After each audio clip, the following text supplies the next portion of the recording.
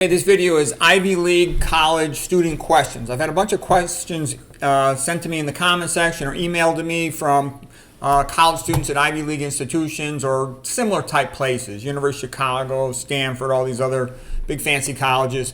And I'm going to answer some of them. First of all, I'm just going to show you a couple pictures so you have a little sense of my background as it's relevant to these sorts of things. Here's my my assistant coaches, Mark Schultz, Dave Schultz, World and Olympic Wrestling Champions. There's the book, Foxcatcher by Mark Schultz, made into a big movie with DuPont. Here's Dave and Mark Schultz. That's the Stanford Hoover Institution, the Red Roofs of Stanford University, the Palo Alto Baylands Hills, where we would run sprints as a team. Okay, so I learned a lot from these guys about wrestling and about life. In the fraternities, we would have these wall of champions, and there'd be posters of all the wrestlers on the team.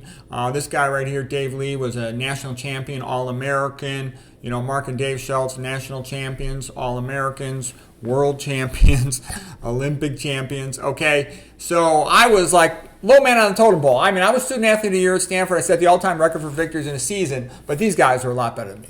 So I was used to getting beat up every day, and it motivated me a lot to study more. And I wish that I had, I had injuries that held me back. But anyways, that was a big motivator for me. I didn't like being low man on the totem pole compared to all my friends in wrestling. They're great. I was good, but they're great.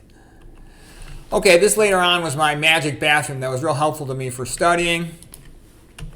Here's some pictures of me when I was in college. Here's one picture in my Stanford wrestling uniform. Here's a picture of me when I was home for the summer. That's my bookshelf. I read a lot of books when I was a kid. So even though I didn't like school, I was reading a lot on my own. So I think that's how I maintained myself with a pretty good vocabulary and all that, even though I wasn't really that good of a school in high school. I never took an honors class in high school. Here I am my freshman year at Stanford, and I'm all lonely. I'm like the loneliest guy in the world. I got the calendar on the wall the whole year. I'm just counting the days off when I can go home for Christmas, see my high school honey old girlfriend. That's how it was. It was lonely. They say 9 out of 10 California girls are pretty and the 10th one goes to Stanford. That is a true statement. I never saw such ugly women in my life. And not only that, there's tons of good-looking and athletic guys. So it's like maximum competition with the least amount of women you would want to go out with. So it ain't a good place. I never had a girlfriend from Stanford in 4 years. Okay, that's what it was like. And I lived in an athletic fraternity, and all these athlete guys who are used to being the big celebrity in their high schools, lots of them didn't have a girlfriend either at Stanford. That's what it was like. This is called Stanford Duck Syndrome, where everybody tries to act like they're cool, and they're not really trying hard, but they're working their tail off underneath the surface. Okay, and then this is one thing. It's called Alexander Pope, the great English poet, makes love to Mary Wortley. So he asked her out and she laughed in his face. He was tutoring her on how to write poetry. The relevance of this is that when I was over there at Stanford, I took a class in economics by this famous economist named Boskin. He was actually the economist for Ronald Reagan. Okay, and his class was so easy, it was a joke. I did not want to attend the class. I knew I'd get an A. I didn't even have to show up. So there was this girl, she was having trouble in the class, and I basically helped her with the homework in exchange that she would bring me all the assignments and the notes from the class so I didn't have to go to class. And then after the class was all over, the finals were over, I did ask her out, okay? And she was like a 5 in looks. I used to go out with all 9s and 10s, my girlfriends when I was younger. And she just laughed in my face. And the reason was, at Stanford, her being a 5 was like being a 10. Okay, there's so few pretty girls at Stanford that she probably had 100 guys asking her out, and she just laughed in my face. I couldn't believe it. I was a pretty successful guy, captain of the wrestling team, student athlete of the year, all this other stuff, straight A student, etc. But her SMV, sexual market value, was way above mine at that time, and I didn't even realize how bad it was. Oh, this is just some stupid picture about what it was like over there. I'm not even going to get into that joke. Okay. So here's a book I wrote about it, straight A at Stanford and on to Harvard, about how to become a great student and how to adapt from going from high school to an intensely competitive college and then to med school. Okay, so anyways, now I'm going to go through the actual questions from students. Okay, first question. What was the social scene like in the 1980s at Ivy League colleges in Stanford? And what I would say is that there was no social scene. Basically, like I said, there's very few attractive women, very few parties. It was really boring. The social life stunk. Go home for the weekends if you're lucky. I can't say anything else around that. One of the things I learned too is, where I hung around with all these athletes, we would just wear t-shirts all the time. But we went to this one fraternity, and we thought they were kind of a bunch of wimpy sissies. But man, they all wore eyes-out shirts with a collar and stuff, and lots of these guys had really attractive girlfriends. And I think it's because they look rich. Women like a guy to look rich. They just do, and there's nothing ever going to change that. So if you want to attract women, try to look wealthy, sophisticated, and all that, because it worked for these guys, whatever they were, Tri-Delts or something, their fraternity. Okay, how do we revive social life, they ask me. And I tell them it's not easy for a young college-age man, because a woman's sexual market value at peaks at about 18 to 24 years of age. So all the guys their own age and all the guys older than them, 5, 10 years older than them, are interested in them. So they get tons and tons of attention, and they're spoiled by it. And the same guy who was the big celebrity, big man on campus, a senior in high school, he's now a nobody as a freshman in college, and it's hard for him to accept that, but he has no choice. So, you're not going to do well looking for a wife or a long-term girlfriend when your SMV is so low. Also, men age a lot better than women. The female, like I said, peak SMV is 18 to 24. For a man, it's not till about 42. So the man, if they start out equal in their early 20s, the man's probably going to be way, way, way above her in terms of that SMV type of stuff by the time they get older. So it's actually a very smart strategy for a woman to get married at a young age. Because even if she gets divorced, divorce favors the woman over the man. So early marriage while she's got a high SMV dramatically favors the women. I see tons and tons of pretty women, pretty female doctors, no husband, no kids, never going to have a husband, never going to have kids probably. They're lonely. They're not happy. Feminism makes women miserable because it goes against the real human nature. Okay, what were the fraternities like? Well, what I would say is men were much more macho and masculine back in the old days than they are now. Nowadays, they're being feminized by all these chemicals in the tap water and in the food supply. The food supply is being tampered with, in part to, I think, lower fertility levels, in part to make men feminized and wimpy, confuse them about their gender, but it's just true. I mean, the things that we just took for granted when we were in college, and this is even at a wimpy, pissified place like I went to Stanford, would not be acceptable today. I'll just tell you, here's my fraternity song. We had to sing this. As a fraternity pledge, we had to sing the song. Mary Barnes was the name of a football player. Orvik was another football player, because you're going to hear the names in the song. But I'll just sing it for you, just to give you a sense of what it was like. Mary Ann Barnes was the queen of all the acrobats. She could do the tricks that would give the men the shit. She could shoot green peas from her fundamental orifice, do a double somersault and catch them on her tits. She's a great big fat chick, twice the size of Orvik, with hair on her ass like the branches on a tree. She could ride rope, shoot, fuck, climb a tree, and drive a truck. That's the kind of girl that's gonna marry me. Okay, so that was just normal. We didn't give that a second thought. Nowadays, oh, that's vulgar, that's rude. No, it's just guys talking. Animal House was our favorite movie, okay? That was the mentality. The movies back then were great. There were movies like Stripes, Trading Places. Eddie Murphy was a big comedian. All the macho men, Clint Eastwood, Sylvester Stallone, Rocky, all that stuff was big stuff. Tommy Boy was a funny movie. Beverly Hills Ninja, all of that stuff. We loved all that stuff. All right. Then they asked me, what happened to Western civilization classes in colleges? And what was it like for me? Western Civ was the best class I ever took in all my 4 years of college. They got rid of them at all the universities. I think the main reason is because Western civilization, the left controls most institutions and most of society, and Western civilization is a great embarrassment to the left. Western civilization has had more achievements than all the rest of the world combined, by far. Okay, and that's embarrassing. Multiculturalism is a joke. Other cultures compared to the West created almost nothing. Okay, all of the major academic fields, they all come from the West. Look at them. You can just tell, it's obvious. Mathematics, and engineering. The Greeks had Pythagoras, Plato, Archimedes, Euclid, Ptolemy, etc. Okay, they invented early calculus, geometry, astronomy, etc. Okay, biology, especially Aristotle. Drama, tragedies, comedies, Aeschylus, Sophocles, Euripides, Aristophanes. Philosophy, the top 50 philosophers, they're all Westerners, every single one of them. Okay, and it came right out of the Greeks, pre-Socratics, Socrates, Plato, Aristotle, Cynics, Skeptics, Epicureans, Stoics, Empiricists, etc. Basically, the ancient Greeks, and then the white Christian men of Europe, and then a little while in USA before 1900. This is all before 1900. They did almost all of the major academic achievements. There's very few exceptions. There are some exceptions, not too many. The Phoenicians developed the phonetic alphabet, okay? What are other big things? They developed all the major fields, archaeology, anthropology. They go and study other countries. People don't even understand themselves. They don't come and study the West, okay? Capitalism, university system, hospitals that treat the poor, rotating crop fields, horseshoe, horse harness, iron plow, eyeglasses, telescope, microscope, printing press, the novel, chemistry, physics, bicycle, Morse code, telegraph, electricity, automobile, telephone, radio, TV, airplane, computer, etc. And it goes on and on. The West was so dominant all over the world. That's a great embarrassment to the left that's trying to pretend that all cultures were the same. Okay? Yeah, what did we learn from Mexico? We learned about cannibalism, okay? Come on. Let's be real. The other countries outside of the West were backward compared to the West. It's just a fact, okay? I'm half Puerto Rican. Not much came from Puerto Rico, okay?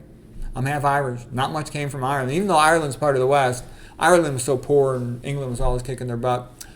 Okay, what happened to the Western Civ class in Stanford? Well, Jesse Jackson, funded by big money on the left, came in and they destroyed it. They had a big protest movement where they walked around campus singing, "Hey ho, Western Civ has got to go." And the university administration caved into that and they canceled the Western Civilization class. Okay, that happened after I was gone, but still, what a disgrace that was. And again, it's because it's an embarrassment. How can you tell students that all cultures are equal and then they're taking Western Civ and they see that Western civilization created almost everything? And Western civilization is founded on Christianity. And it's just one other example of the greatness of Christianity. It is Christianity that made the West great. White men didn't do shit when they were not Christians. Okay, what I'm basically saying is the non-Christian men of Europe, in early Europe, they were a bunch of barbarians, okay? And they would burn down monasteries, Vikings, and destroy everything. They really didn't achieve much, okay? It was when they became Christian and literate that they had a lot of achievements, okay? And there's a lot of things going on, efforts to rewrite history. Like, Andrew Carnegie, you always hear about what a great philanthropist he was, that he funded all these new libraries. Well, they don't tell you when he came in, he took away the books from the old libraries that had the truth in them, and they would get rid of them and then replace them with new books rewritten to give you the version of history that he wanted you to have. And now these artificial intelligence places are burning all these books. They're getting rid of all the books. They're trying to rewrite history. You see it in Hollywood. They remake all the old movies, and all of a sudden, everybody from Greece and from Europe was black. Okay, Helen of Troy was black in the latest, Odyssey by Christopher Nolan or something. Okay, so they hate white people. They hate white Christian people more than anybody else in the whole world. And then you say to yourself, well, why do they hate white Christian people so much? The reason is white Christianity got rid of slavery. They want to bring back slavery. Okay, and they don't want freedom. If you have Christianity, it says all men are created equal in the eyes of God, then everybody deserves rights. Everybody is intrinsically of value. They're equal in the eyes of God. Like Jesus Christ had said, that what you do to the least of my brethren, you do unto me. They don't want that. They want total power for a secular ruler. Because if you don't have any God, then power becomes money. And they've got a lot of money. So the elites want total power. The way they get total power is they have to get rid of God. They have to get rid of Christianity. So that's why they're doing it. And they think everybody else other than the white Christian men, there's not enough of them, or they're too few, or they're too weak, or it's easy to control them. So they think they can handle them. Okay, that's just a fact. But they just got to get rid of him. So he's being scapegoated to make everybody hate him so that they can get rid of him. That's what's really happening.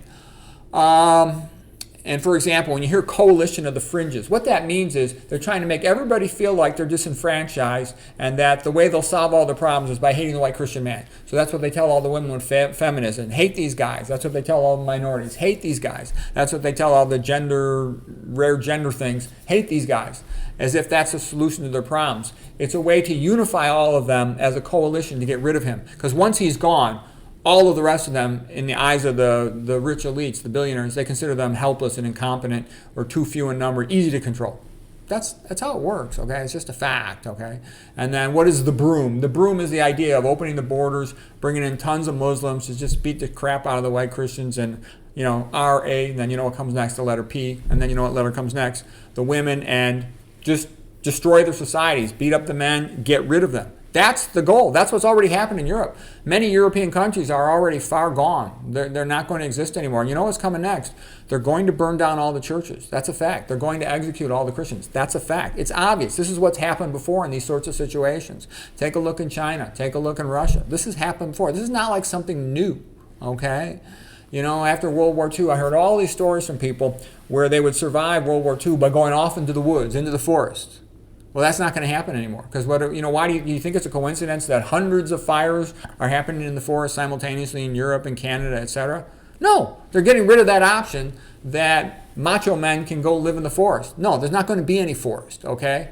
And everything's being centralized into big corporations that controlled by monopoly, so they don't have to worry about competition or meritocracy. So anyways, I'm sorry to scare you, but you got to know what reality is. Okay, let's see, what else? What are the big pieces of advice I would give to young men? Well, be as skillful as possible. Forget about, wasting time or goofing off. No, I recommend don't drink any alcohol. Don't ever smoke marijuana. Don't ever smoke cigarettes, vaping, any of this crap. Mooch off your parents as long as you can and keep on building skills. And whatever it is that you want to do. If it's academic fields, build up your academic skills. Money-making skills, investing skills, starting a business skills, build all of that up. Optimize your health.